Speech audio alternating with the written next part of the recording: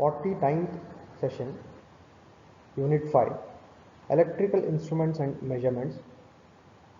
In this session, I will be discussing about uses of CRO. The learning objectives of this 49th session are to study the uses of CRO and to discuss how to measure the voltage, current, frequency and phase with the help of CRO. The uses of cathode ray oscilloscope. CRO is used in the television for a recreation of images in the television receivers. Usually it was used in the old kind of televisions, that is box kind of television. Now we have the flat screen televisions. So it is not used in this flat screen, it was used in the box kind of televisions. The second use, the CRO are used in the defense technologies.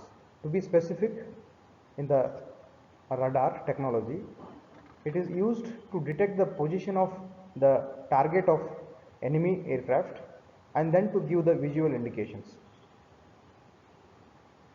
And these CROs have a huge application like in radio stations for observing the transmitting and receiving the properties of the signal. And these CROs are also used in the industry for the study of mechanical pressures and indicator diagrams of internal combustion engines and moisture content in a factory. And these are also used in the medicine and surgery, that is for electrocardiography, for the study of heart's action. And these are used in the field of engineering also to detect the faults in generators, motors, and in locating the faults in radio receivers, transmitters and other radio equipments. Using CRO, the magnitude or the value of both type of AC as well as DC current can be measured. That is by calculating the amplitude variation of horizontal and vertical cells on the CRO screen. Similarly, voltage can also be measured with the help of a CRO. Here also the same procedure is followed, that is in the case of current measurement, that is by noting down the amplitude variation of horizontal and vertical cells on the CRO scale.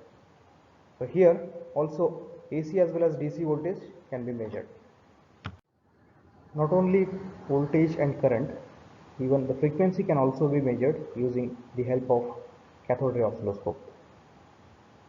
That is by calculating the period of the signal on the CRO screen, we can find out the frequency of the signal. That is, once we measure the time period of the signal, then with the help of time period we can calculate or measure the frequency. Using CRO, the phase difference between two different signals can be measured. And in most CROs, there are two channels, that is two input channels. We can feed two input channels simultaneously. By feeding two input channels simultaneously, we can easily measure the phase difference between two different signals. That is, Lissaj's figures in the CRO screen helps us to measure the phase difference between two signals. So using this method, we can also measure the frequency of two signals at a time. At the end of the presentation, we can conclude two things here. That is, from CRO we can measure both DC and AC voltage, and we can also measure both DC and AC currents. The content and the material for the presentation is taken from the book Electricity and Magnetism, written by Dr. K. K. Tiwari.